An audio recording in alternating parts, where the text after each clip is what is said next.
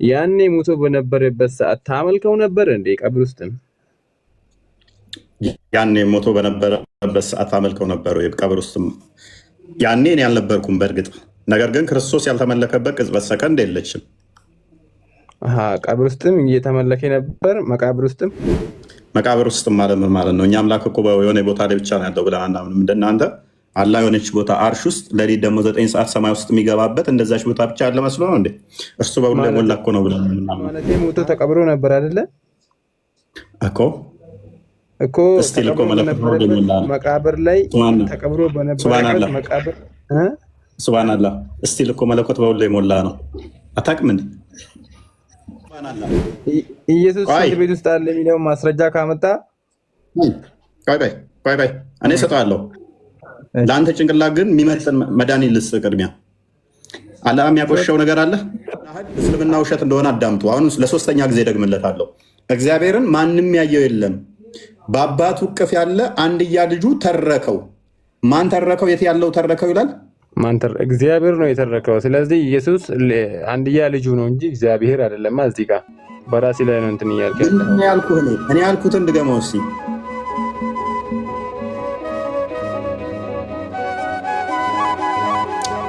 ነስር ይሰማል። ኢሳ አልተሰቀለም ብላችሁ የምታምኑት ወይንስ ተሰቅሏል ብላችሁ የምታምኑት? ሙስሊሞች እኛ ክርስቶስ ተሰቅሏል ብለን ነው የምናምነው። እናንተ ኢሳ አልተሰቀለም ብላችሁ የምታምኑት? ምን ብላችሁ የምታምኑት? ኢሳ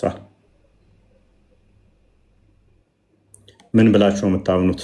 አልተሰቀለም በወልድ መናገር የሚችል ሙስሊም አለ? ኢሳን አልተሰቀለም ኢሳ ኢየሱስ ነው ብላችሁ የምታምኑ ከሆነ በኮንፊደንስ መናገር የሚችል ሙስሊም አለ? አልተሰቀለም አዎ ብሎ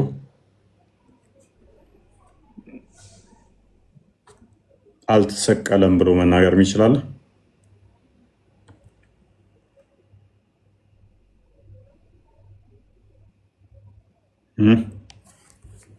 እንግዲህ በመጽሐፍ ቅዱሳችን ላይ በግልጽ ክርስቶስ እንደተሰቀለ መጽሐፍ ቅዱሱ ይናገራል ማለት ነው። ሙስሊሞቹም እንግዲህ ሳት እያላቸው መሰቀሉን ይጠቅሳሉ። የተሰቀለበትን ማስረጃ ይጠቅሱታል ማለት ነው። የተሰቀለበትን ይጠቅሱና ክርስቶስ ላለመሰቀሉ ማስረጃ ብለው የተሰቀለበትን ላለመሰቀሉ በመስቀል ለሆነው አምላኬ አምላኬ አለ። ክርስቶስ አምላኬ አምላኬ ያለበት አንደኛ ላቅርቦተ ሴጣን ነው። ሴጣንን ለማቅረብ ነው። ካያችሁ ማቴዎስ ወንጌል ምዕራፍ 4 እና ሉቃስ ወንጌል ምዕራፍ 4 ላይ ክርስቶስ ከተፈተነ በኋላ ዲያብሎስ ምንድን ነው ያለው? እንዳታጠፋን ብሎ ከሱ ሲሸሽ ታያላችሁ አይደለ? እንዳታጠፋን ልታጠፋን መጣህን እያለ ሲሸሽ ነበረ። ክርስቶስ በስጋ የመጣው ደግሞ የአጋንንትን ስራ ለማፍረስ ነው። የአጋንንትን ኃይል ለመስበር ነው። ስራውን ለማፍረስ ነው። ገዥነቱን ለመድመሰስ ነው። ስለዚህ ሴጣንን አቅርቦ ለመምታት ነው ያንን የተጠቀመበት። አምላኬ አምላኬ ለምን ተውከኝ ሲል ሴጣንን ለማቅረብ ነው። ለአቅርቦተ ሴጣን ተብሎ ይፈታል። ሴጣንን አቅርቦ በእኛ ላይ የነበረውን ኃይል የሴጣንን ለማስወገድ ነው። በሰው ልጅ ላይ ሰልጥኖ የነበረውን የሴጣን ኃይል ለመምታት ለመስበር ነው። ስለዚህ ሴጣንን በመስቀሉ ምን አደረገው? ገደለው ማለት ነው። አስወገደው።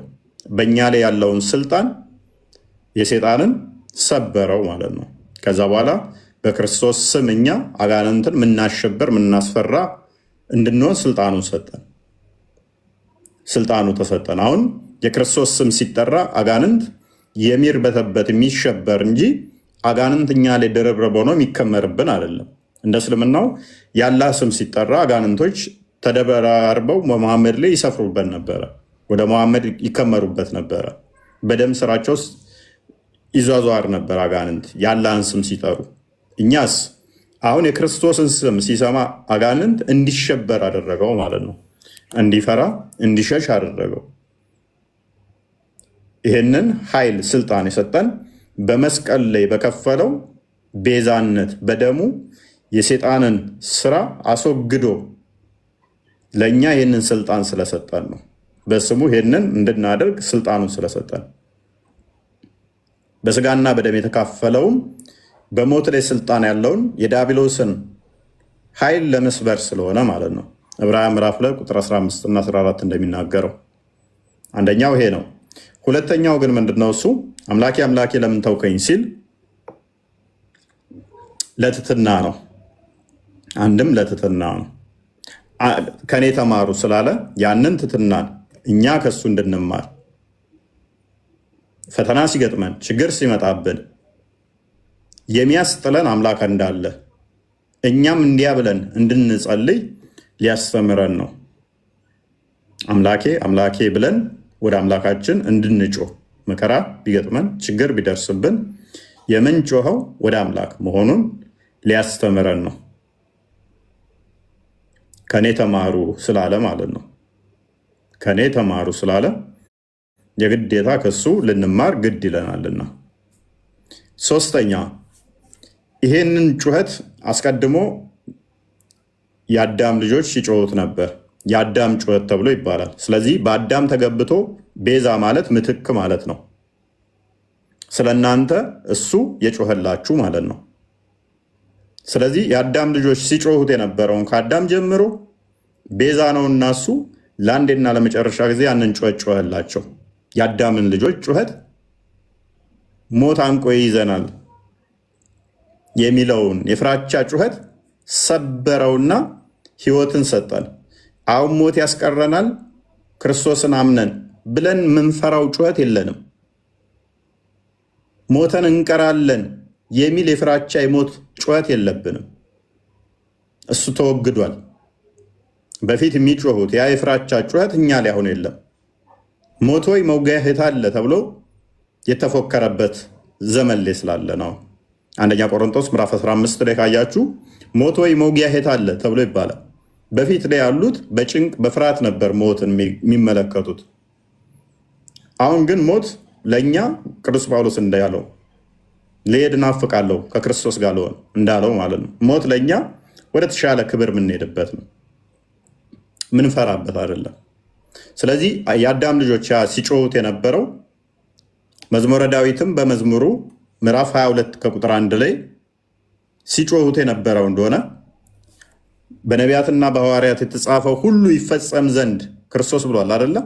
በመጽሐፍቶቻችሁ በሕግም በነቢያትም የተነገሩት በመጽሐፍቶቻችሁ የተጻፉት ይፈጸማል ብሎ እንዳለ መጨረሻ ላይ ተፈጸመ እንዳለ ስለሱ የተጻፉት በሙሉ ተፈጽመዋል። ስለዚህ በትንቢት ሆኖ ዳዊት አምላኬ አምላኬ ለምን ተውከኝ ብሎ የጮኸውን ጩኸት ጌታችን መድኃኒታችን ኢየሱስ ክርስቶስ በዕለተ ዓርብ በቀራንዮ አደባባይ በመስቀል ላይ ጮኸልን፣ ቤዛ ሆነን። ስለዚህ የአዳም ጩኸትን ስለኛ ተገብቶ የጮኸው ጩኸት ነው ተብሎም ይፈታል፣ ይተረጎማል ማለት ነው። ስለዚህ አምላካችን በቤዛነት አድኖናል። በመስቀል ላይ በከፈለው ቤዛነት ከሞት ወደ ህይወት መጥተናል፣ ህይወትን አግኝተናል። አዎ ክርስቶስ ስለኛ ተሰቅሏል። ሞትን በሞቱ ሽሮ ህይወቱን ሰጥቶናል። ስለዚህ ሞት የሚያስፈራን አይደለም። አሁን ህይወትን ስላገኘን በክርስቶስ ሞት በአዳም ገባ፣ ህይወት በክርስቶስ ስለሚል መጽሐፍ ቅዱስ። ስለዚህ ህይወትን አግኝተናል። ሞት በሞት ተሽሮ በህይወት ስለተተካ ማለት ነው። ህይወት ስለተሰጠን፣ ህይወት የሆነው ክርስቶስ ሞቱን ገሎ ህይወትን ስለሰጠን፣ ሞትን ገሎ ህይወትን ስለሰጠን አሁን የምንሸበርበት የምንፈራበት ዘመን አይደለም ማለት ነው። የሚያስደንቀን የሚያሸብረን ጊዜ ላይ አይደለንም። እንዲያ ከሆነ ሙስሊሞች ታዲያ አሁን ኢሳ አልተሰቀለም ሲሉ በኢሳ ቦታስ ተመሰለ የሚሉት ማንን ነው? ማን የተሰቀለው በኢሳ ቦታ ላይ? አንዲት ማስረጃ ማምጣት ይችላል? ኢሳ መጥቶ በምድር ላይ ልጅ ይወልዳል፣ ሚስት ያገባል፣ ጂዚያን ያስቀራል፣ ከዛ ይሞታል የሚል አንድ ማስረጃ ብቻ ማምጣት ይችላል? ብዙ አይደለም የምጠይቃችሁ፣ አንድ ብቻ። ወይንስ እንዲሁ በጭፍን አልተሰቀለም በሚል መፈክር አንዲት መረጃ ማምጣት በማችሉት ተመልሶ ይመጣል፣ ሚስት ያገባል፣ ልጅ ይወልዳል፣ 40 ዓመት ይቆያል፣ ጊዜ ያስቀራል የሚል መፈክር ነው ያላችሁ? ወይንስ ተመልሶ ይመጣል፣ ከዛ ይሞታል፣ ልጅ ያገባና እንደዚህ ደጃልን ይገላል የሚል አንድ ማስረጃ ብዙ አይደለም የምጠይቃችሁ፣ አንድ ማስረጃ ማምጣት ትችላላችሁ? አንዲት ማስረጃ ብቻ እኮ ነው ያልኳችሁ። አንዲት ብቻ አላስ ቁርአን ነው ወይ 600 ዓመት ሙሉ ኢሳ እንደተሰቀለ እንዳልተሰቀለ ሳይናገር ዝም ብሎ ከ600 ዓመት በኋላ የተናገረው? 600 ዓመት ሙሉ ሰዎች ኢሳ ተሰቅሏል ብለው እንዲያምኑ የማድረጉ አላህ ፌር ነው ወይ? ይህን ማድረጉ ቁርአናችሁ ላይ ደግሞ ይወዛገባሉ።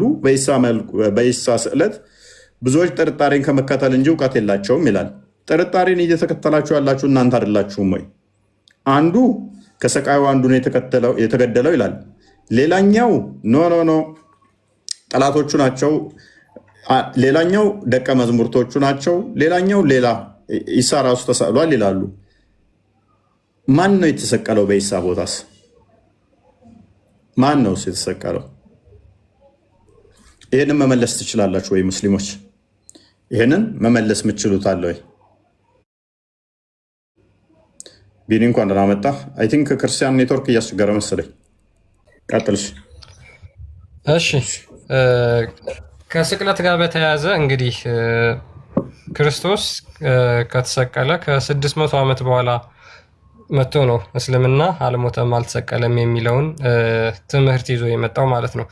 እሱንም ደግሞ ታንጀብል የሆነ ኤቪደንስ የላቸውም፣ ማለትም ተጨባጭ የሆነ ኤቪደንስ የላቸውም። አንዲት የቁርአን አንቀጽ አለች፣ እሷ ላይ መሰረት አድርገው ነው ሙስሊሞች አልሞተም አልተሰቀለም የሚሉት። እንግዲህ ቁርአን ግልጽና የተብራራ ነው ብለው ይናገራሉ። ነገር ግን ስለ ኢሳ ስቅለት ዲቴይል የሚናገረው ነገር የለም። አይደለም ዲቴይል 3-4 አንቀጽ እንኳን ስለ ኢሳ መሰቀልና አለመሰቀል ቁርአን አይናገርም። ስለዚህ ይሄ እንደዚህ ባለበት ሁኔታ ቀደምት ነቢያቶች ከዛ በኋላ ደግሞ ሐዋርያት ያዩትን የዳሰሱትን ክርስቶስ እንደሞተ እንደተሰቀለ ነቢያቶች ደግሞ እንደሚሞት እንደሚሰቀል አስቀድመው ትንቢት ተናግረው ነበር። የትንቢቱ ፍጻሜ ደግሞ እነዚህ ሐዋርያቶች ተመልክተው ነበር። ስለዚህ እነሱ ባስተላለፉልን ዘገባ መሰረት ክርስቶስ አስቀድሞ በነቢያቶች ትምህርት እንደሚሰቀል ተናግረዋል። ሐዋርያቶች ደግሞ ይህንን አይተው አስተላልፈውልናል ማለት ነው። በነገራችን ላይ ይሄ ብቻ አይደለም፣ ኤክስተርናል ኤቪደንስ ከውጫዊ ማስረጃ እንኳን ብንሄድ እጅግ በጣም በርካታ ማስረጃዎች ማለት ይቻላል ከአይሁዳውያን መጽሐፍት፣ የታሪክ መጽሐፍቶች፣ ከሮማውያን የታሪክ መጽሐፍቶች ክርስቶስ እንደተሰቀለ ብዙ የሚያሳዩ መጽሐፍቶች አሉ። እኛ እነሱን እንደ ትምህርት እንደ መማሪያ ባንጠቀምባቸውም ነገር ግን እንደ ውጫዊ መረጃ ወይም ደግሞ ኤክስተርናል ኤቪደንስ በሚባለው ማለት ነው መሰረት ተመርኩዘን ብንመለከት ክርስቶስ እንደተሰቀለ እነዛ አካላት አስተላልፈው ይገኛሉ ማለት ነው። እነዚህ ሁላ ማስረጃዎች ባሉበት ሁኔታ እስልምና ከ610 ዓመት በኋላ መጥቶ አልሞተም አልተሰቀለም ይላል ማለት ነውና እንግዲህ ይሄ ምን እንደሆነ ታውቃላችሁ? 610 ዓመት ሙሉ ኢሳ ይሰቀል አይሰቀል የሚታወቅ ነገር የለም ማለት ነው። እንግዲህ እስልምና ቀደምት አለ ተብለው ያምናሉ። ስለዚህ ይሄ ኢሳ ይሙት አይሙት ይሰቀል አይሰቀል አልታወቀም። ለሙሐመድ መጣና ከ610 ዓመት በኋላ ምን አለው ማለት ነው? አልሞተም ብሎ ነገረው። ይሄ የአጋንንት ትምህርት ነው። ይሄ የሰይጣን ትምህርት ነው። ሰይጣን የክርስቶስን ስቅለት ለመቃወም በሙሐመድ ላይ አድሮ እንዲነገር ያደረገው ትምህርት ነው። ሌላ ምንም አይደለም። ምክንያቱም የክርስቶስን ስቅለት የሚቃወም በሙሉ የአጋንንት የሰይጣን ትምህርት ስለሆነ ማለት ነው። እንደሚታወቀው ሙስሊሞች ደግሞ የአጋንንቶች እህትና ወንድሞች ናቸው። ቅር አይላችሁም? እርግጠኛ ነኝ አይደል? የአጋንንት እህትና ወንድም ስለሆናችሁ እናንተ ደግሞ የአጋንንት ምስክርነት ስለምትቀበሉ የክርስቶስን ስቅለት ደግሞ የሚቃወም አጋንንት ነው። በማቴዎስ ወንጌል ምዕራፍ 16 ቁጥር 19-20 አካባቢ ላይ ብትመለከቱት የክርስቶስን ስቅለት ጴጥሮስ እንግዲህ ከማዘን ከሰውኛ የተነሳ ጌታ ሆይ አይሁንብህ አይደረግብህ ብሏል። ክርስቶስ እሰቀላለሁ ነገር ግን እነሳለሁ በሶስተኛው ቀን ብሎ ሲናገር ሐዋርያቶች እጅግ አዘኑና ከዛ በኋላ ይሄ አይሁንብህ ብሎ ጴጥሮስ ጌታን እንትን ለማለት ሞክሮ ነበረ። ነገር ግን ክርስቶስ ምንድን ያለው? ሂድ አንተ ሰይጣን የሰውን እንጂ እግዚአብሔርን አታውቅምና ብሎ ነው የመለሰለት። ስለዚህ የክርስቶስ ስቅለት የሚቃወም በሙሉ ሰይጣን ነው። ግለሰብም ይሁን በግሩፕም የመጡ ይሁኑ በየትኛውም አካላት ክርስቶስ አልተሰቀለም አልሞተም ብለው የሚናገሩ አካላት ካሉ ያ የሰይጣን የአጋንንት ትምህርት እንደሆነ ልንነግራችሁ እንወዳለን። ሙስሊሞች እንዳልኳችሁ ቅር አይላችሁ እናንተ አጋንንት ጋር ህብረት ስላላችሁ ማለት ነው። አይ እኛ ከአጋንንት ጋር ህብረት የለንም ብላችሁ የምታምኑ ከሆነ መግባትም ትችላላችሁ። ነገር ግን ስለ ክርስቶስ ስቅለት የእኛ መጽሐፍቶች በግልጽ ያብራራሉ ብላችሁ የምትናገሩም ከሆነ እጅግ በጣም በርካታ ጥያቄዎች እንጠይቃችኋለን። ሜይ ቢ ካሜራ ከከፈተልኝ ባሳያችሁ ደስ ይለኛል። እንዴ እስኪ ልሞክርና ኦኬ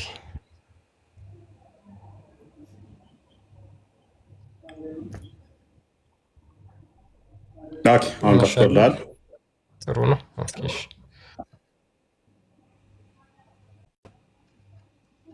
ያ ሱራ 4 157ኛው አንቀጽ ላይ አንድ ነገር አለ፣ አንድ የተቀመጠ አለ። እንግዲህ ያ ነው አልሞተም አልተሰቀለም እንዲሉ ያደረጋቸው ማለት ነው ሙስሊሞች። እና የምር ይሄ አለመሰቀሉን በግልጽ የሚናገር አንቀጽ ነው ወይ ብለን እኛ ቻሌንጅ እናደርጋቸዋለን ሙስሊሞች። በዚህ እጅግ በጣም በርካታ የሙስሊም ኡስታዞች የሙስሊም ሼኮች ለዚህ መልስ ያጡበት ጥቅስ ስለሆነ ማለት ነው። ኦኬ እኛ የአላህን መልእክተኛ የመርየም ልጅ አልመሲሳን ገደልን በማለታቸው ረገምናቸው። እነማንን? አይሁዶችም ማለት ነው። አልገደሉትም፣ አልሰቀሉትም፣ ግን ለእነርሱ ተመሰለ። አሁን እዚህ ጋር ጥያቄያችንን መጀመር እንችላለን። ሀይሩ አሰመድ ማውራት የሚመች ከሆነ መቀጠል ትችላለህ። ሀይሩ አለ? ሰመድ ኦኬ። ግን ለእነርሱ ተመሰለ ይላል። ምንድን ነው የተመሰለው? ምንድን ነው የተመሰለው?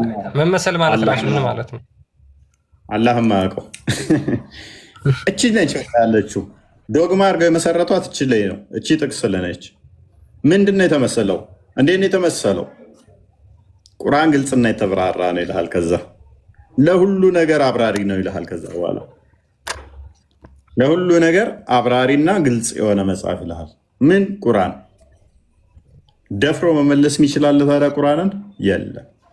ተረት ተረት ነው ቁርአን፣ መልስ የለውም ቁርአን። ኡስታዞቻቸው መጽሐፍ ቅዱስን ማጨማለቅ ማቡካት እንጂ ቁርአንን አያስተምሯቸው።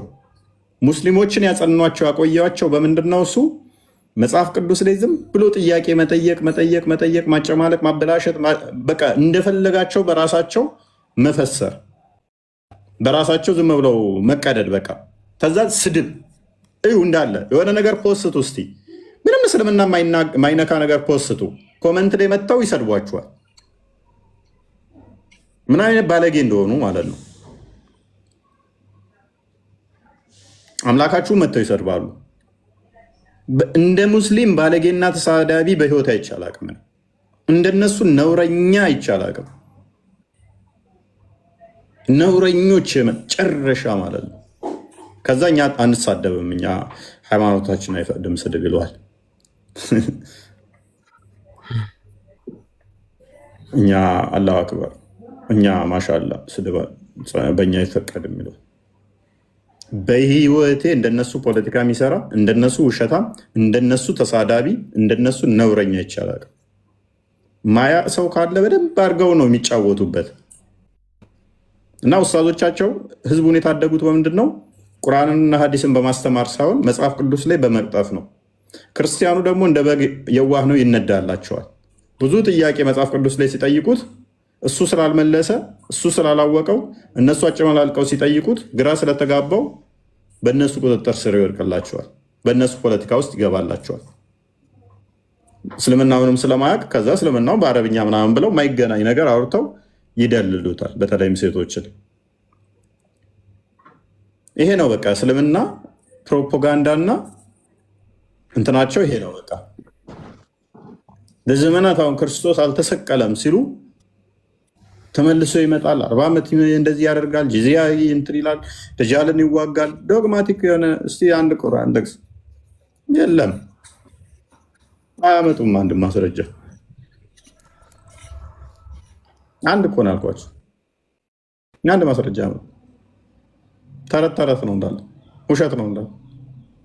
ክርስቶስ ለመሰቀሉ ከነቢያት ከራሱ ከሐዋርያት ባንች ኦፍ ማስረጃ መስጠት እንችላለን።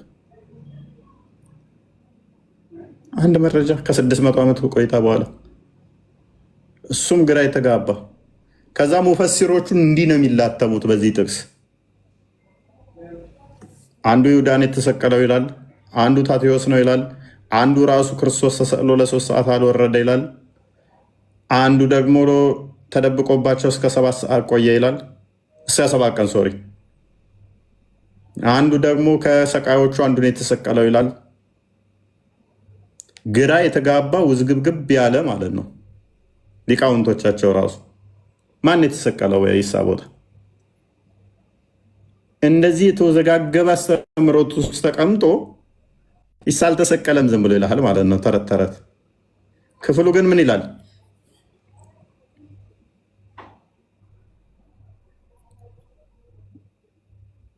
እኛ አላህ መልእክተኛ መርየምን ልጅ አልመሲህ ኢሳን ገደልን በማለታቸው ረገምናቸው። አልገደሉትም፣ አልሰቀሉትም። ግን ለእነሱ የተገደለው ሰው በኢሳ ተመሰለ። ማን ነው የገደሉት ሰው? በኢሳ የተመሰለው። እነዚያንም በእርሱ ነገር የተለያዩ ከእርሱ መግደል በመጠራጠር ውስጥ ናቸው። ጥርጣሬን ከመከተል በስተቀር በእርሱ ነገር ምንም እውቀት የላቸውም። በእርግጥ አልገደሉትም። ነንሴስ። ማንኛውን ነው በሱ ፈንታ የገደሉት? በአንደኛው ጥፋትስ አንደኛው እንዲገደል የተደረገው ለምንድን ነው?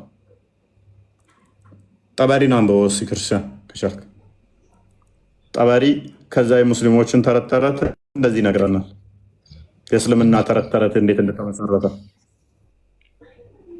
ይህንን በተመለከተ በነገራችን ላይ እንዴት አይነት ውዝግብግብ ያሉ እንደሆነ ቁርአኑ ግን እዚህ ጋር ምን እንደሚል ብቻ በጣም ፎከስ አድርጋችሁ ተመልከቱ። ምን ይላል መሰላችሁ? እነዚያ በእርሱ ነገር የተለያዩ ከእርሱ መገደል በመጠራጠር ውስጥ ናቸው። ጥርጣሬን ከመከተል በስተቀር በእርሱ ነገር ምንም እውቀት የላቸውም ማለት። አሁን ይህን የሚለው እነማንን ነው? አይሁዶችን እና እኛን ማለት ነው። ሱራ 354ም ስለሚናገር አሁን ማን ነው እውቀት ሳይኖረው በመጠራጠርና በመዘባረቅ ውስጥ የሆነው አካል የትኛው ነው ካልን ራሳቸው ሙስሊሞች ናቸው። አንደኛ ሙሐመድ ራሱ የተሰቀለውን ሰው አያውቁም። የመጀመሪያው ምንድን ነው? ሙሐመድ ነብይ ነው ብለው ያምናሉ። ወሂ ነው የሚናገረው ብለው ያምናሉ። ጅብሪል 23 ዓመት በሙሉ አስተምሮት መገለጥ ይዞ እየመጣ ማን እንደተሰቀለ አያውቅም ሙሐመድ። ስለዚህ የእስልምና ኡስታዞች እና ሼኮች ከሙሐመድ ይሻላሉ፣ የተሰቀለውን ያውቃሉ። ቢዘበራርቁም አንዴ ይሁዳ ነው ይላሉ፣ አንዴ ታቲያኖስ ነው ይላሉ፣ አንዴ ደግሞ ከኢሳ ጓደኞች አንዱ ነው ብለው ይናገራሉ። ስለዚህ ሙስሊሞች የሙስሊም ኡስታዞች ከሙሐመድ ከነብያቸው የተሻለ ጭንቅላት እንዳላቸው ከወዲሁ ልንነግራችሁ እንወዳለን ማለት ነው። ኦኬ ከመጀመሪያው ጀምሬ ላንብብላችሁ። ሱራ 457ን ተፍሲር አልጠበሪ የሚለውን ማለት ነው። ኦኬ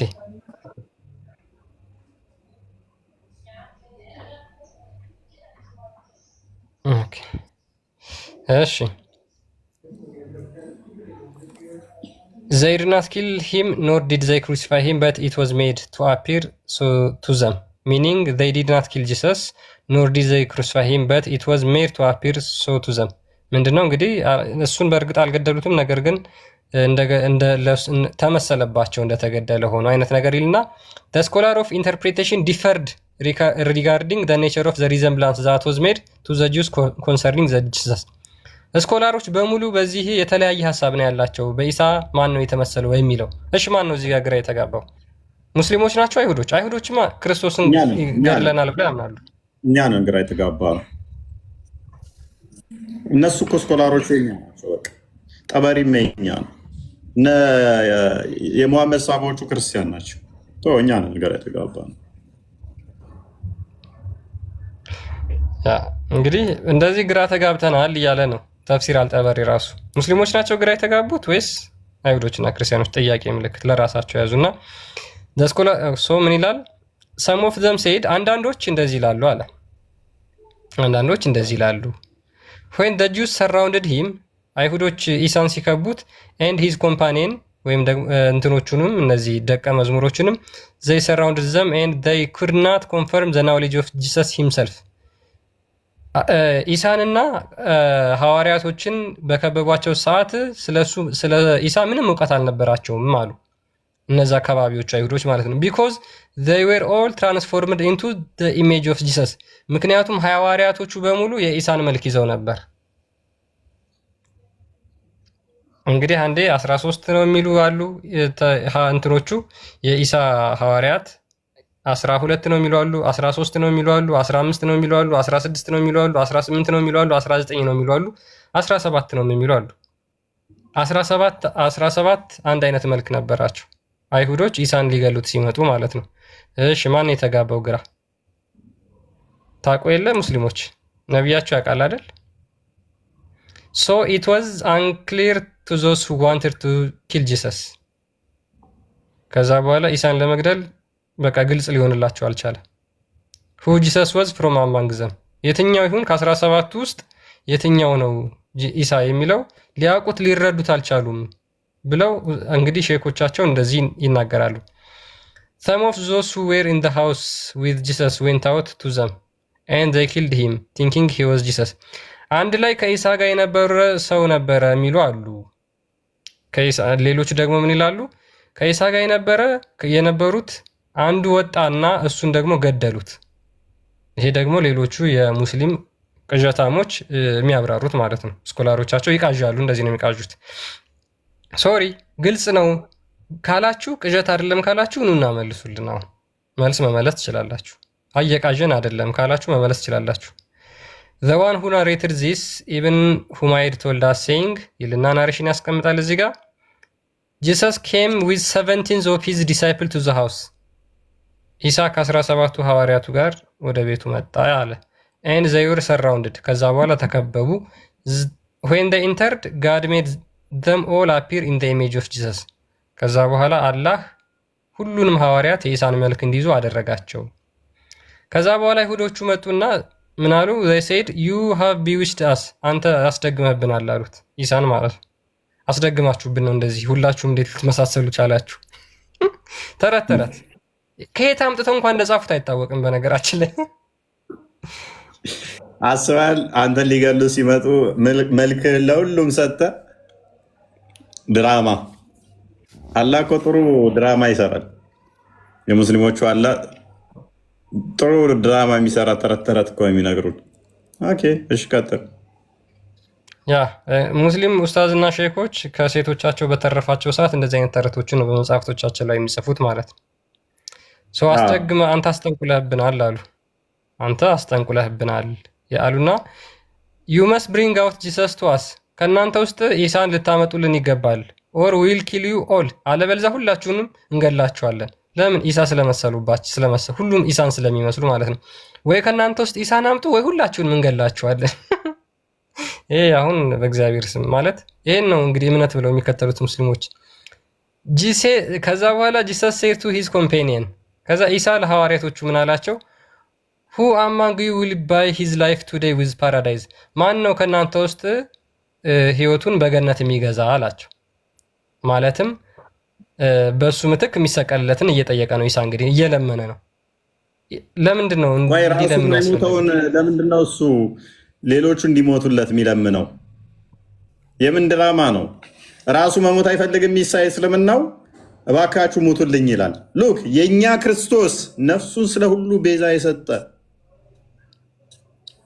የሙስሊሞቹ ኢሳ ደግሞ እንዳይገድሉት ሌሎች እንዲሞቱለት የሚፈልግ ነው። የኛ አምላክ የኛ ጌታ በስጋ የተገለጠው ስለ ሁላችን ቤዛ የሆነው በፍቃዱ ነፍሱን ስለ ሁላችን አሳልፎ የሰጠ እሱ ፍቅሩን እንዲገለጸ የሙስሊሞቹ ኢሳ ደግሞ ድራማ ለመስራት ገነት እንድገቡ ለእኔ የሚሞትልኝ ሰው ማን ነው ብሎ ይጠይቃል። ተከታዩን ገነት ትገባለህ የኔም መልክ ያዝና ሞትልኝ። ድራማ ሰርቶ ከዛ አልተገደለም። ቀጥል። ኦኬ እና ማን ነው በእኔ ምትክ ተገሎ ገነት የሚገባ ብሎ ጠየቃቸው ኢሳ። ዋን ኦፍ ዘም ሴድ ከነዛ ውስጥ አንዱ ምን አለ? እኔ አለ። ስሙ በሌሎች የቁርአን ሙፈሲሮች ደግሞ ስሙ ተገልጿል። ስሙን እነግራቸዋለሁ ወደ በኋላ። ሰርጌዮስ ይባላል። ሶ ሂ ዌንት አውት ቱ ዘም ኤንድ ሴድ አይ አም ጂሰስ። ከዛ በኋላ ወጣና ያ ሰው እኔ ነኝ ኢሳ አለ። ኤንድ ጋድ ሜድ ሂም አፒር ኢን ደ ኢሜጅ ኦፍ ጂሰስ። ከዛ በኋላ አላህ ኤግዛክትሊ የኢሳን መልክ ሰጠው ይላል።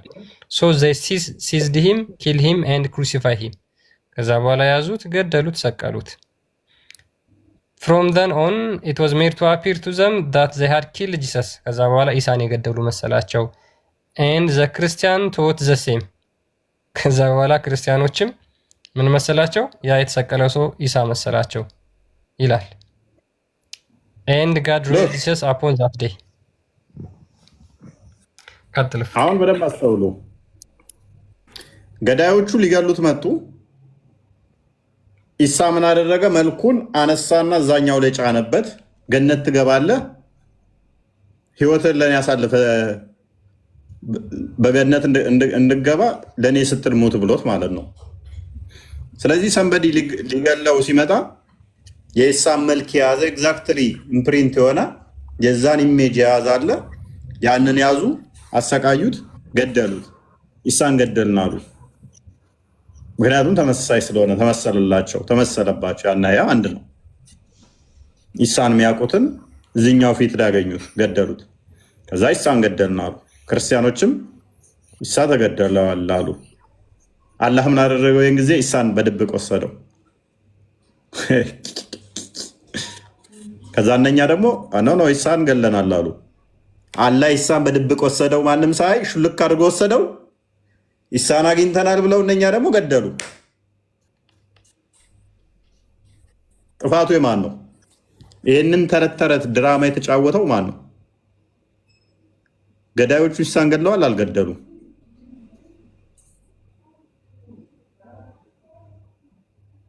ክርስቲያኖችስ ኢሳ እነሱ እንደሚሉት ሞቷል፣ ተገድሏል ብለው ቢሉ ጥፋታቸው ምንድን ነው? ምክንያቱም እያዩት ያሉት መልኩ፣ አቋሙ የኢሳ ነው። ተገድሏል። ይህን ድራማ የተጫወተው ማን ነው? አላህ።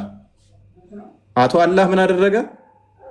የኢሳን መልክ፣ የኢሳን አቋም ዛኛው ላይ ሰጠና ያንን አስገደለና ኢሳን በድብቅ ወሰደ።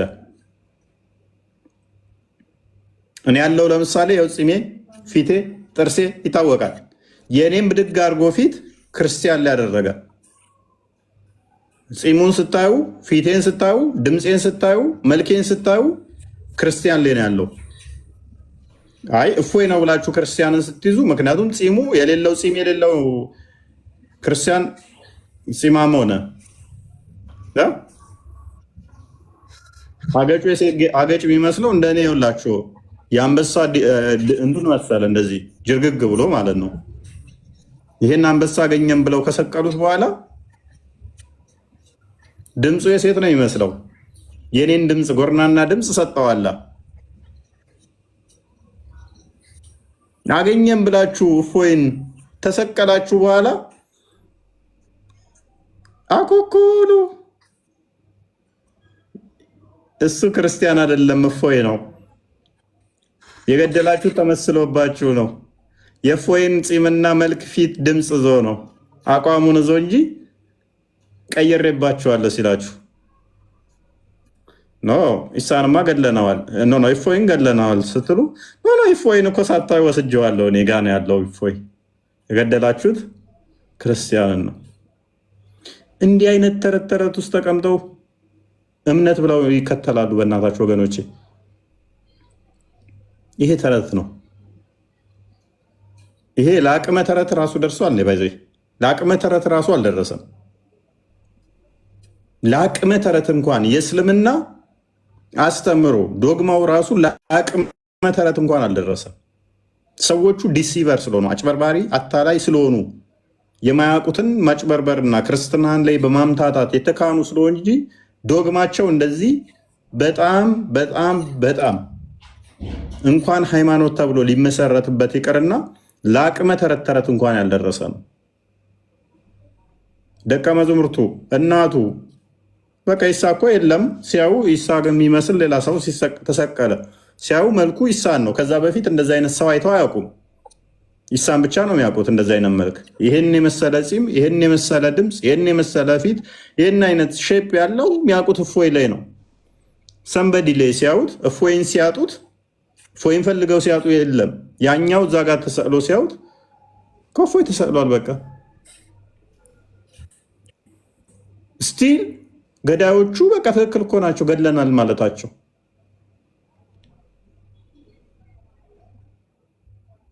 ተጠያቂ የሚሆነው ስቲል አሁንም አላህ ይሆናል ማለት ነው። አጭበርባሪነትን በመስራቱ ድራማ በመስራቱ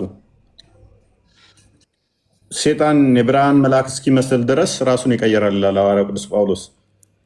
ራሱን እንዲቀያየር እንዲለዋውጥ ያደረገው አላህ ይህንን ድራማ በመጫወቱ ራሱ ተጠያቂ ይሆናል። ደግሞም እኮ የሚያሳዝነው 600 ዓመት ሙሉ እኮ ማቆየቱ ነው። 600 ዓመት ሙሉ በዚህ ድራማ ውስጥ እንዲቆዩ ማድረጉ። ኢሳ አልተሰቀለም አልተገደለም የሚለው ከ600 ዓመት በኋላ ስለሆነ የመጣው ተረት ተረቱ። 600 ዓመት ሙሉ እነኚህ ሰዎች ኢሳ ተገድሏል ብለው ሲያስቡ፣ እናቱ እንግዲህ አስቡ መቃብር ላይ ሄዳ ስታለቅስ። ነግስ አንብቦ ቀጥል። ያ እንዳለ ተረት ተረት እኮ ነው።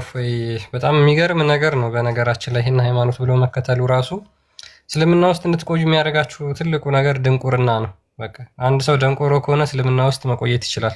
አንለስ ኤንድ አዘርዋይስ የሚያነብ ጭንቅላቱን የሚፈትሽ ራሽናል በሆነ ማይንድ ሴት የሚንቀሳቀስ ሰው ሙስሊም ከሆነ ቀጥታ ከእስልምና መውጣት አለበት። ቀጥታ ከእስልምና መውጣት አለበት። በጣም የሚገርመው አሁን እስካሁን የነገርኳችሁ ተረት ተረት ከየት እንደመጣ አይታወቅም። እስካሁን ያነበብኩላችሁ። ኔክስት ደግሞ ላንብብላችሁ። ኤግዛክትሊ የመጽሐፍ ቅዱሱን ኮፒ አድርጎ እንዴት ውስጥ እንዳደረገው ሀሳቡን ማለት ነው። ሂራ ይቀጥል ወይስ ልቀጥለው? እኔ የሚያወራ ከሆነ አንድ አንብበውና ይቀጥላል። እሺ፣ ቀጥሎ ያለው እንደ ዘገባ ደግሞ ላንብብላችሁ። እሺ when God informed Jesus, son of Mary, that he was about to depart from this world, he was distressed by death and found it difficult. ምንድነው? አላህ ኢሳን ልክ ከዚህ ዓለም እንደሚሄድ ሲነግረው ኢሳ ምን አለ? በጣም በሞቱ ሞት አይነት ነገር ማለት ነው ስሜት ተሰማውና በጣም ተከፋ፣ እጅግም ለሱ እንትን አለ፣ አዘነ ይላል። so he summoned the disciple and prepared food for them. ከዛ በኋላ ሐዋርያቱን ሰበሰባቸውና ምግብ አዘጋጀላቸው፣ እራት አዘጋጀላቸው። look saying come to me tonight for I have need of you. ምን አላቸው ኢሳ ሐዋርያቶቹን? ዛሬ ወደ እኔ እንድትመጡ ፈልጋችኋለሁ አላቸው። when they gathered around him that night, ከዛ በኋላ በዛ ምሽት ወደሱ ተሰብስበው ሲመጡ he fed them dinner and then served them. ከዛ በኋላ እራት አቀረበላቸው፣ ማስተናገዳቸው። ጸሎተ ሐሙስ መሆኑ ነው። ያ ይኮርጁት እኮ በቃ ጸሎተ ሐሙስን ቁጭ ብለው ቀጥል። ያ እና እራት አዘጋጀላቸው እና እራት ጋበዛቸው ማለት ነው ኢሳ። ከዛ በኋላ ምን ይላል? ሶሪ የት ጋር ነበርኩኝ? እሺ ኦኬ። ከዛ በኋላ when they had finished eating, ከዛ በኋላ በልተው ከጨረሱ በኋላ he began washing their hands and performing ablution for them with his own hands. ከዛ በኋላ እራት በልተው ከጨረሱ በኋላ እግራቸውንና እጃቸውን አጠባቸው በእጁ wiping their hands with his garment. ከዛ በኋላ በያዘው ማበሻ ጨርቅ ጠራረገላቸው ወይም ደግሞ አበሳቸው። የዮሐንስ ወንጌል ምዕራፍ 13 ከቁጥር 1 እስከ 16 ያለው ታሪክ ማለት ነው። they found this difficult and disliked it. ከዛ በኋላ እነሱ ይህን ነገር ሲመለከቱ የሆነ አልወደዱትም ነገር። he said, ከዛ እሱም እንደዚህ አላቸው whoever rejects anything I do tonight let him not. ምን አላቸው? ጴጥሮስ እግሩን ሲያጥበው አንተ የኔን እግር አታጥብም ብሎት ነበር አይደለ? ክርስቶስን ተቃውሞት ነበረ። ክርስቶስን መልሶ ምን ብሎት ነበር መጽሐፍ ቅዱስ ላይ ማለት ነው? እኔ እግርህን ካላጠብኩ ከኔ ጋር ህብረት የለህም፣ ከኔ ጋር ትርፍ የለህም ብሎት ነበር። ከዛ በኋላ ኢሳን እዚህ ጋር ደግሞ ምን ይላል? ኢሳን አልተቀበሉትም ነበር። ኢሳም ደግሞ እንደዛ ብሏቸው ነበር፣ ማለትም እንደዛ ማድረግ እንደሌለባቸው። I am not from him nor am he from me and they acknowledged him when he had finished he said ከዛ በኋላ እግራቸው ምናምን አጥቦ ከጨረሰ በኋላ እንደዚህ አላቸው as for what I did for you tonight ዛሬ ያደረኩላችሁ ነገር ተመለከታችሁን? serving your food and washing your hands with mine ምግብ አቀረብኩላችሁ እጃችሁና እግራችሁን አጠብኳችሁ። let my example be yours እኔ የሰጧችሁ ምሳሌ ተከተሉ፣ እንደኔ ምሳሌ ሁኑ። you see me as the best among you እኔ ከእናንተ መካከል በጣም ጥሩ እንደሆንኩ ታያላችሁ። so let none of you consider himself superior to one another ከእናንተ መካከል ማንም ታላቅ ቢኖር እንደ ታናሽ ይሁን። and let teach you give himself to one another to God for me and strive in supplication that he may postpone my days እናንተን አሁን የምጠይቃችሁ ነገር አላህ የኔን ሞት እንዲያረዝምልኝ ነው ጊዜውን ብሎ ከዚህ በኋላ ያለው ታሪክ ደግሞ ሌላ ተረት ማለት ነው። when they set themselves to pray and intended to strive earnestly sleep overcome them so that they could not pray ከዛ በኋላ ምንድነው ጸሎት ማድረግ አልቻሉም፣ እንቅልፋቸው መጣና ተኙ። so he began to wake them and saying ከዛ በኋላ ቀሰቀሳቸውና እንደዚህ አላቸው glory to be God can you not bear to help me for one night ለአላህ ክብር ይግባውና አንድ ሌሊት እንኳን ከኔ ጋር ነቅታችሁ መጸለይ አቃታችሁና አላቸው። የሌሊቷንም ጸሎት አመጣት እኮ እንዳለ እኮ ቆይ ገና ጉድ አሳያችኋለሁ። they said by God we don't know what is wrong with us ወላሂ እኛ ላይ ምን እንደተፈጠረ አናውቅም አሉ፣ እንቅልፋቸው ስለወሰዳቸው ማለት ነው። we used to stay up late talking and we could not stay up late talking tonight and we did not want to pray but a trick was put between us and him he said ከዛ በኋላ ኢሳም እኛ መጸለይ አልቻልንም ብቻ እንደ ድካም እንዳለባቸው ምናምን ነገር እንደመሸ ከነገሩት በኋላ ለምን መጸለይ እንዳቃታቸው እሱ ምን አላቸው መሰላችሁ?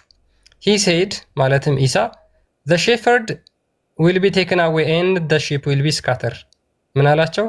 በዚህ ሌሊት እረኛው ይመታል በጎቹም ይበተናሉ አላቸው። ልቀጥል። እረኛው ይመታል በጎቹ ይበተናሉ የሚለው እኮ ራሱ ክርስቶስ ዮሐንስ ወንጌል ምዕራፍ 10 ላይ መልካም እረኛ እኔ ነኝ ብሎ በሰፊው ያስተማረበት አለ። በብሉይ ኪዳን ላይ እግዚአብሔርን አይሁዶች እረኛችን ብለው ያምናሉ። ጠባቂያችን ነው፣ የነፍሳችን እረኛ ነው፣ የነፍሳችን ጠባቂ ነው ብለው ያምናሉ። ክርስቶስ በአዲስ ኪዳን ላይ መጥቶ እረኛችን እንደሆነ ነፍሱን ስለ በጎቹ አሳልፎ እንደሚሰጥ ነፍሱን ሊያነሳት እንደሚችል ስልጣን እንዳለው ከእርሱ ማንም ሊወስድ እንደማይችል ተናግሯል እና እረኛው ከተመታ በጎቹ ይበተናሉ የሚለው ትንቢቱም ተፈጽሟል። ባይዞ አይደለ ክርስቶስ ሲያዝ በጎቹ ሲበተኑ ግልጽ ነው። ኤኒዌይስ ቀጥልሽ። ትንሽ ላሳያችሁና ከዛ በኋላ እረኛው ይመታል በጎቹም ይበተናሉ አላቸው ኢሳ። he began to speak words like this lamenting his own fate ይሄን እዚህ ጋር ትራንስሌት ሲያደርግ ተሳስቷል። ከዛ በኋላ እረኛው ይመታል በጎቹም ይበተናሉ ካላቸው በኋላ ምን አላቸው መሰላችሁ? አሁን ያነበብኩላችሁ የራሱን መሞት መቃረብ እየተነበየ ወይም እየተናገረ ይህን የሚመስሉ ንግግሮችን መናገር ጀመረ። ሉክ ምን እያደረገ ስለ ራሱ መሞት ትንቢት እየተናገረ ማለት ነው። ከዛ በኋላ ምን አላቸው? then he said truly one of you will deny me before the rooster crows 3 times ዛሬ ከእናንተ መካከል አንድ ሰው ዶሮ 3 ጊዜ ከመጮሁ በፊት እኔን የሚከዳኝ ሰው አለ። and one of you will sell me ከእናንተ መካከል ደግሞ for a few coin ለጥቂት ብር እኔን የሚሸጠኝ አለ። and it's the price of my life የኔን የህይወት ዋጋ ይበላል።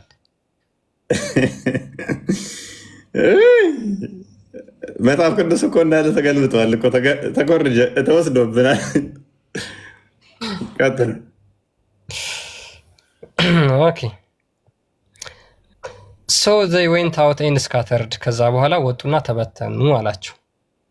the Jews were searching for him ከዛ በኋላ ይሁዶች መፈለግ ጀመሩ። they seized Simon one of the disciples ከዛ በኋላ ስምዖንን አንደኛውን ሐዋርያት ያዙት፣ አይሁዶቹ ማለት ነው። ኤንድ ሴድ እንደዚህ አሉት፣ ዲስ ማን ኢዝ ዋን ኦፍ ሂዝ ፎሎወር፣ ይሄ ሰው እኮ ከነዚህ ከተከታዮቹ አንዱ ከእሱ ተከታዮች አንዱ ነው አለ። በት ሂ ዲናይድ ኢት፣ ነገር ግን ካደ። ኤንድ ሴድ አም ናት ዋን ኦፍ ሂዝ ፎሎወር፣ እኔ ከእሱ ተከታዮች ውስጥ አንዱ አይደለሁም ብሎ ጴጥሮስ የመጀመሪያውን ክህደት ፈጸመው። እሺ ቀጥል። ከዛ ሰው ዘይ ሌት ሂም ጎ፣ ከዛ ለቀቁት ይላል። ዘ አዘር ሲዝድ ሂም ኤንድ ሂ ዲናይድ ኢት ላይክዋይዝ፣ ደግሞ ሌላ ቦታ ሲሄድ ሌላ ሰው የሚያዘው በዛም ጊዜ ካደ ጴጥሮስ ድጋሚ ማለት ነው። ዘን ሂ ሄርድ ዘ ክራው ኤ ሮስተር ኤንድ ሂ ዌፕት ኤንድ ዋዝ ፊልድ ዊዝ ሶሮ፣ ከዛ በኋላ ዶሮ ጮኸ፣ ጴጥሮስም ማልቀስና እጅግ በጣም መከፋት ጀመረ።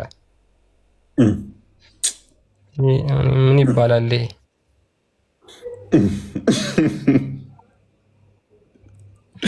እሺ ልቀጥል ትንሽ ጥያቄ ነበረኝ።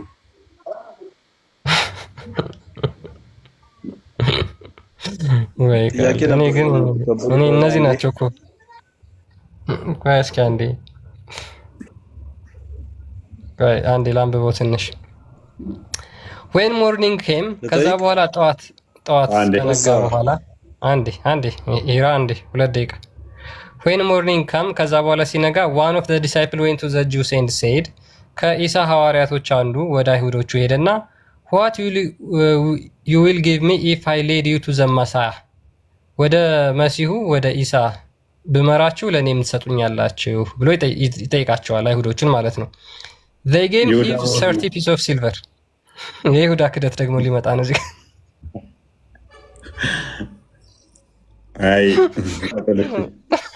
እነዚህ ሰዎች እኮ ቀልድ ነው የያዙት። ከዛ በኋላ they gave him 30 piece of silver፣ ከዛ በኋላ 30 ብር ሰጡትና which he took and led them to him፣ ከዛ በኋላ ወደ እሱ ይዟቸው ሄደ።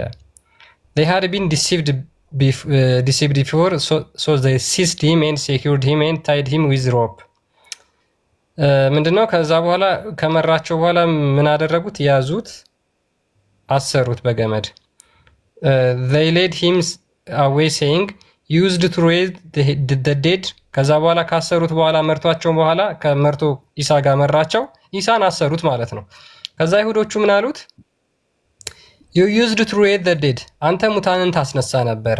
rebuke Satan፣ ሰይጣንንም ትገስጽ ነበር። and heal the possessed፣ ሽባዎችንም ትፈውስ ነበር። won't you save yourself from this rope፣ እስኪ ራስን ከዚህ ገመድ አድን አሉት አይሁዶች።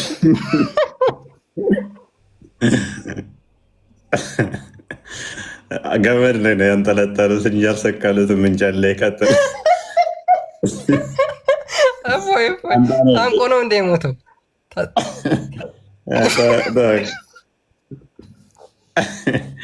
በገመድ ነው እንትን ያሉት፣ መስቀል ላይ ያልሰቀሉት። ያመልጣል። ከዛ ቀጥል አንብበው። ወይ ቀልድ። They spat on him and threw thorns at him until they brought him to the cross on which they intended to crucify him። ከዛ በኋላ ምን ተፉበት? በጭንቅላቱ ላይም የሾህ አክሊል አደረጉበት። ከዛ በኋላ መስቀል አሳክመው የሚሰቅሉበት ቦታ ድረስ ወሰዱት አለ። ሉክ ተፉበት፣ የሾህ አክሊል አደረጉለት፣ መስቀል አሸክመው ደግሞ የሚሰቅሉበት ቦታ ድረስ ወሰዱት። But God raised him up to himself፣ ከዛ በኋላ አላህ ወደ ራሱ አነሳው። and they crucified what they had been led to the belief፣ የሰቀሉትም መርቶ የወሰዳቸውን ሰው ነበረ። he remained there for 7 days፣ ኢሳ ከዛ በኋላ 7 ቀን ያህል ነበረ። then his mother and the woman whom Jesus had healed of her madness came weeping to where the crucified man lay። ከዛ በኋላ የኢሳ እናትና ከፈውሷት የነበረች አንዲት ሴት ከዛ ከተሰቀለው መስቀል ስር ሆነው ያለቅሱ ነበረ። የኢሳ እናት እንኳን አታውቅም። እናቱ እንኳን የተሰቀለው ጋር ሆና እያለቀሰች ነበር። ልጄ ሞቷል ብላ እያለቀሰች ነው። አላህ ምን አድርጎታል? ያን ወስዶታል። ምን እያደረገች ነው? እንትና ማርያም ልጄ ሞተ ብላ ያ የተሰቀለ ጋር እያለቀሰች ነው።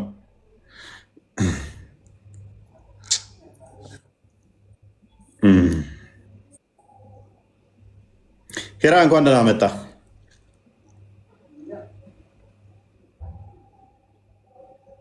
ሰላም ቆያችሁ። ጥያቄ ነበረኝ። እስኪ አሁን ኢየሱስ ክርስቶስ ላይ ስታወሩ ነበር። እስኪ የእናንተን ኢየሱስ ክርስቶስ ማለት ነው ከባይብል ላይ ኢየሱስ ክርስቶስ ተረጋጋ ተወልዶ ማለት ነው።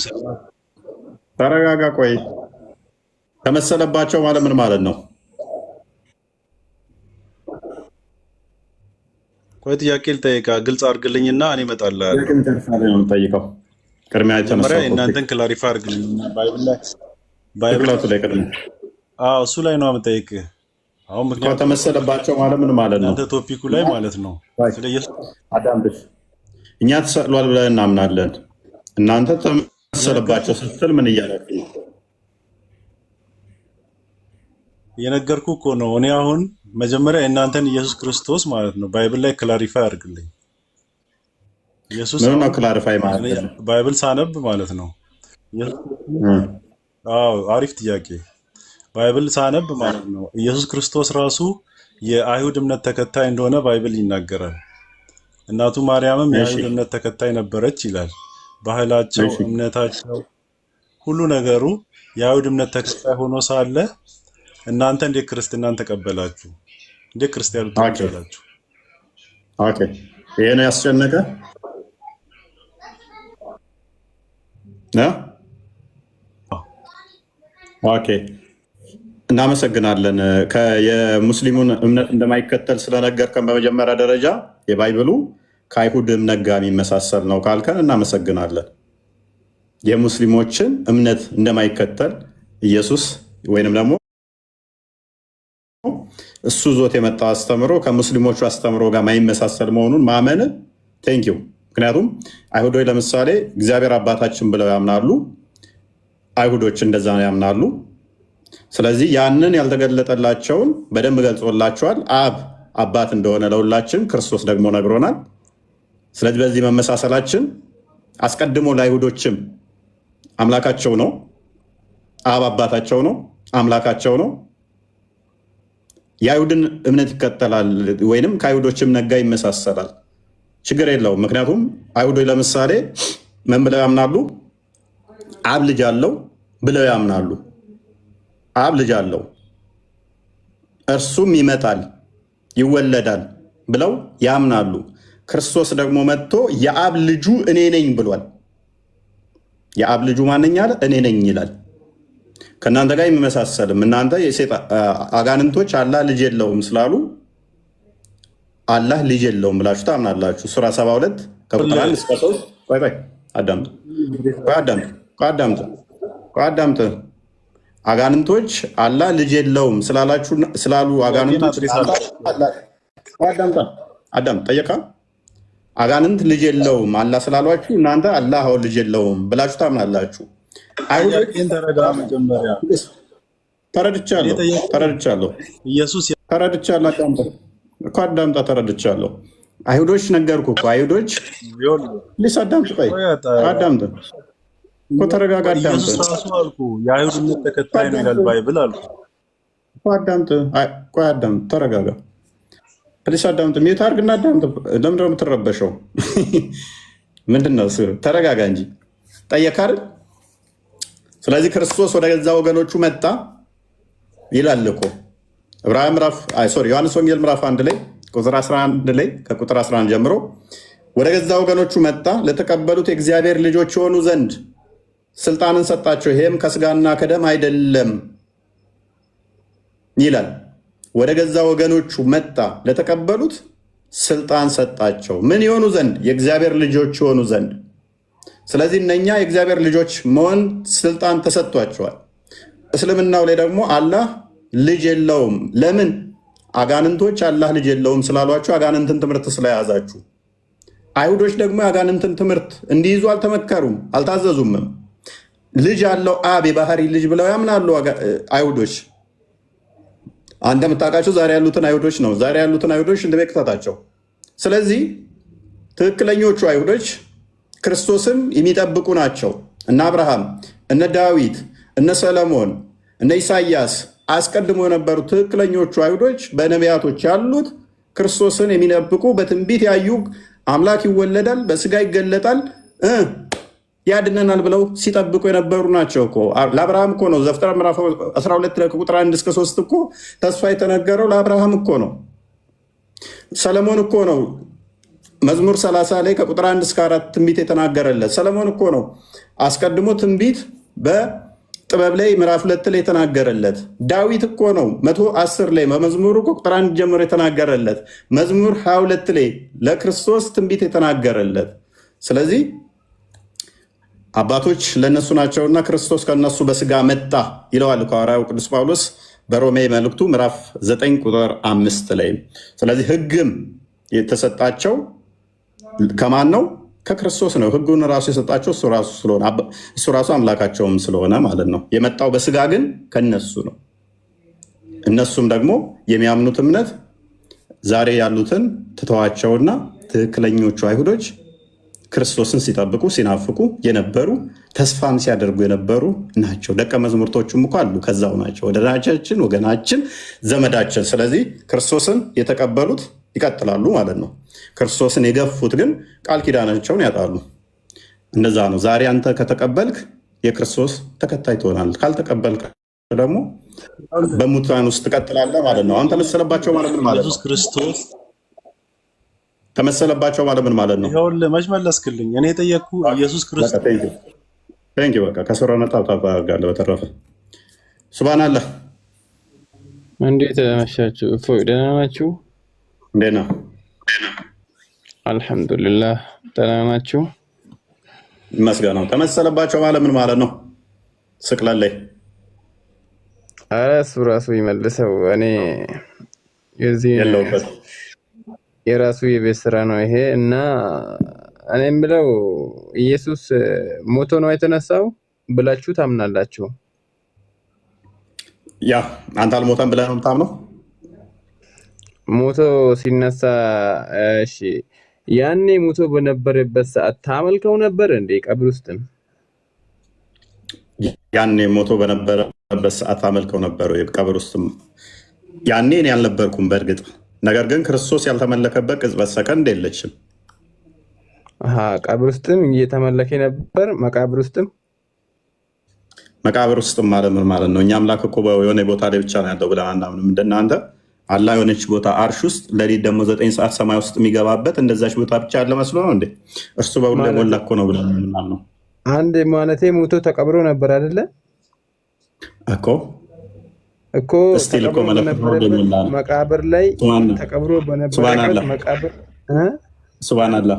እስቲል እኮ መለኮት በሁሉ የሞላ ነው። አታውቅም እንዴ? መለኮት እዛች ቦታ ብቻ ነው ያለው ብሎ ያለ ማን ነው? እንደዛ ብሎ ያስተማረህ አለ? ያንተ ግን ያንተ አላህ በሁሉ የሞላ አይደለም። ሉክ በደንብ ነው። የኢየሱስ በሁሉ የሞላ ነው። አላህ ጋር አትሂድ። አላህንም እንደርባታለና ሉክ ያንተ አላህ ከሌሊቱ 1/3 ሰማይ ውስጥ ሲገባ ከአርሹ ላይ አይኖርም፣ እዚህ ቦታ አይኖርም፣ ምድር ላይ አይኖርም። አላህ ጋር አትሂድ። እዛ ሰማይ ውስጥ ብቻ ነው የሚኖረው። የኛ ግን ታቀላቅላለህ። አዳምጣ ሉክ መለኮት በሁሉ የሞላ ነው፣ በሁሉ ያለ ነው ብለን ነው የምናምነው እኛ። ስለዚህ በስጋ ሲቀበር ክርስቶስ ይመለካል ወይ? በደንብ ነው የሚመለከው። ለሰከንድ ለማይክሮ ሰከንድ የማይመለክበት የለም። ምክንያቱም ዮሐንስ ወንጌል ምዕራፍ 5 ላይ ቁጥር 17 ላይ አባቴ እስከዛሬ ይሰራል እኔም እሰራለሁ አለ። አባቴ እስከዛሬ ይሰራል እኔም እሰራለሁ አለ። which means ለማይክሮ ሰከንድ ለቅጽበት ለአይነ ጥቅሻ እንኳን ፈጣሪ ፍጡራኑን ጥብቆቱን ያነሳበት የለም። ለማይክሮ ሰከንድ እንደው ለሽርፍራፊ ማይክሮ ሰከንድ እንኳን ፈጣሪ ጥብቆቱን በፍጡራኑ ላይ ካነሳ ፍጡራን ይጠፋሉ፣ አይኖሩም። ስለዚህ አባቴ እስከዛሬ ይሰራል እኔም እሰራለሁ ሲል ለማይክሮ ሰከንድ እንኳን ከአባቱ ተለይቶ ያልሰራበት የለም። መለኮቱ የት ነበረ? እሱ ሲሞት አዳምጣ መለኮት በደንብ አዳምጠሽ። ስለዚህ አባቱ ባለበት ሁሉ ቃል አለ፣ ልጅ አለ። ማስረጃ ዮሐንስ ወንጌል ምዕራፍ 1 ላይ ቁጥር 18 ላይ እግዚአብሔር ማንም ያየው የለም በአባቱ እቅፍ ያለ አንድያ ልጁ ተረከው ይላል። ምን አልኩህ? ሱባን አለ ጌታ ያለ አልኩህ። ሱባን አለ ማይክህን አንሳው። ማንም አላየም ነው ያልከው። እግዚአብሔር አንድስ እንኳን ያየ የለም። በአባቱ እቅፍ ያለ አንድያ ልጁ ተረከው ይላል። የት ያለው ተረከ ይላል? የት ያለው ተረከ ይላል? ማንም አላየውም ነው ያልከው። ምን ያህል እስልምና ውሸት እንደሆነ አዳምጡ። አሁን ለሶስተኛ ጊዜ ደግምለታለሁ። እግዚአብሔርን ማንም ያየው የለም፣ በአባቱ እቅፍ ያለ አንድያ ልጁ ተረከው። ማን ተረከው? የት ያለው ተረከው ይላል? እግዚአብሔር ነው የተረከው። ስለዚህ ኢየሱስ አንድያ ልጁ ነው እንጂ እግዚአብሔር አይደለም። እዚህ ጋር በራሲ ላይ ነው እንትን እያልክ ያለው። እኔ ያልኩትን ድገመው እስኪ። እግዚአብሔርን ያየው ሰው የለም። እሺ፣ በአባቱ እቅፍ ያለ አንድያ ልጁ ተረከ። በአባቱ ምን ያለ ተረከው አልኩ። በአባቱ ምን ያለውን እቅፍ ያለው ብለሃል። ጎበዝ። ስለዚህ ወልድ ክርስቶስ የአብ እቅፍ ውስጥ ነው ያለው ማለት ነው አይደለ? እሺ፣ ጎበዝ። አብ የት ነው ያለው? አብ ሰማይ ላይ፣ ከሰማይ በላይ አይደለ? ማን ያለ? ሰማይ ውስጥ ያለው ብላችሁ ነው የምታምኑት እናንተ? አባውን ሰማይ በላይ ነው ያለው፣ ከዛ ውጭ የለም ያለ ማን ነው? አንተ እስኪ ማስረጃ። ከዛ ውጭ ያለ ማን ነው? ማስረጃ ላርግብልህና ልስማማልህ ለጊዜው። ከሰማይ በላይ አለ፣ ከአንተ ጋር ተስማማውና ወልድ በቅፍ ውስጥ ስላለ፣ ስለዚህ ወልድ ደግሞ ከሰማይ በላይም አለ ማለት ነው።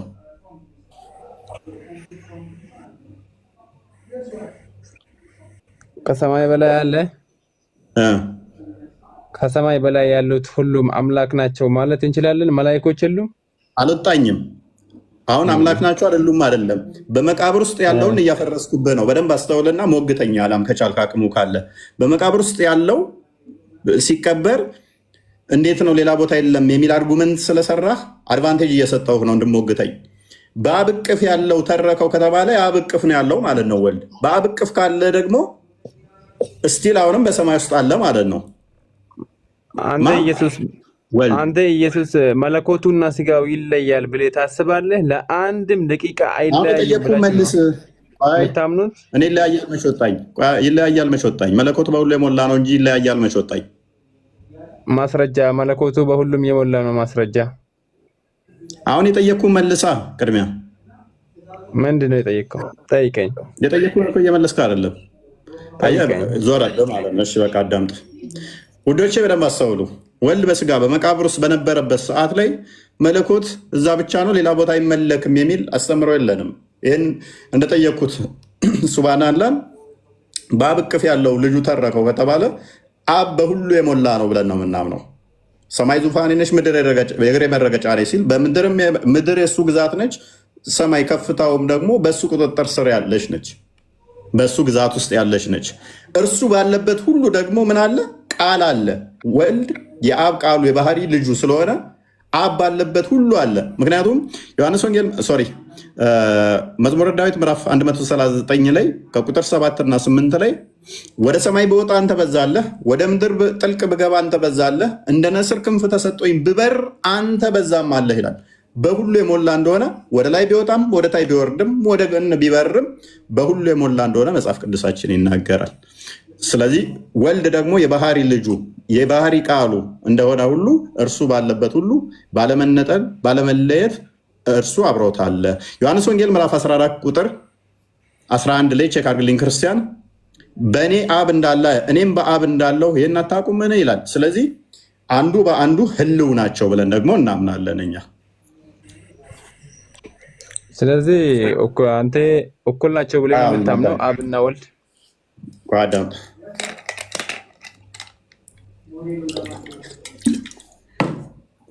እኔ በአብ እንዳለው አብም በእኔ እንዳለ እመኑኝ ይላል። ስለዚህ የአብ የባህሪ ቃሉ እንደመሆኑ ሁሉ ወልድ በአብ እቅፍ ያለ ነው። ኦኬ፣ አሁን ወደ በመለኮት ሳይሆን በዓላማ ነው። ወደ ስቅለቱ በምንድን ነው ያልከው? በዓላማ ነው፣ በመለኮት ሳይሆን በዓላማ ነው። እኔና አብ አንድ ነን የምለው ማስረጃ አንጣ። ተረት አይ ማስረጃ አንጣ። አንተ በመለኮት ነው የሚለው ተረተረትን ተውና፣ ያ ጭንቅላት አልባው አላህን የሚያመልክ ኡስታዝ ነው ዓላማ ነው እንደዚህ ነው እያለ የሚያወራ እኛ ፊት ህዝቦት ቢመጣ እንደዚህ ነው ምንቀብረው። ከስር እያል ታብታብ የምታደርገው ኡስታዝ ራሱ ጭንቅላቱ የምትለው አላህ ጭንቅላት የለውም በዓላማ ነው ምናምን እያልክ የምትፎግረው ቤትህን ዘግተህ እኛ ቤት ስታወራ እንደዚህ ተማሪዎች ይዋረዳሉ። አንድ ማስረጃ አንጣ። አንድ ማስረጃ ብትዱኝ አብ ከእኔ ይበልጣል። የጠየኩህን ማስረጃ አንጣ። ባይዞ በዓላማ የሚለው ራሱ አያስኬድም። እንዴት እንደማላያስኬድ ላሳያችሁ። አንተ እንደዚህ በል እስኪ አላህና ሙሐመድ በአላህ ውስጥ አለ፣ አላህ ደግሞ በሙሐመድ ውስጥ በዓላማ አሉ በል እስኪ።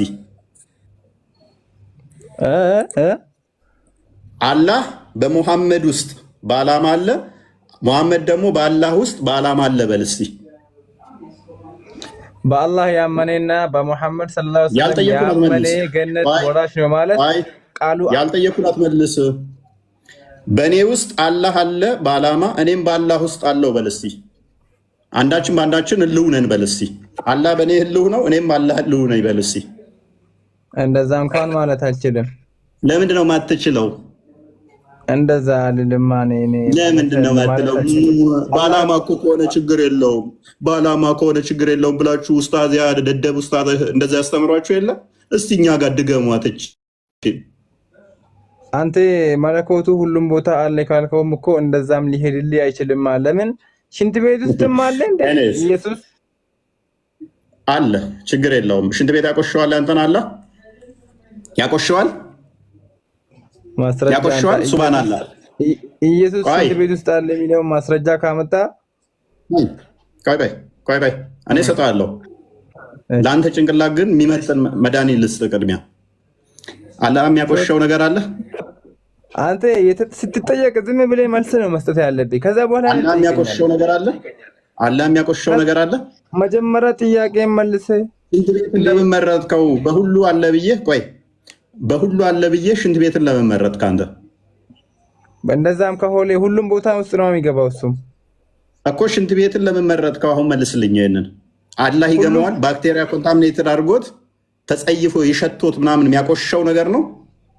ግዑዝ አካል ነው። አላህ ቆሻሻ ይለጠፍበታል። አላህ የሚያቆሸው ነገር አለ። አረ አላህ ሲጀመር በእንደዚህ አይነት ቦታ ላይ እሱ በእንትን አይገኝም። ሰማይ ውስጥ ግን ይገባል። ወደ ቅርቢቱ ሰማይ ይመጣል። ሰማይ ውስጥ እዛ ሆኖ ደግሞ ሰማይ ንጹህ ስለሆነ ነው።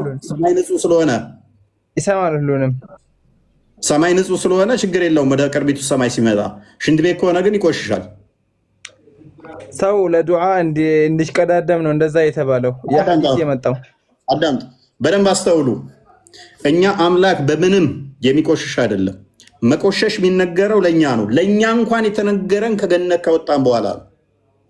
ለእኛ ለፍጡራኑ እንኳን መቆሸሽ ከፍጡራን ባህሪያችን ለህመም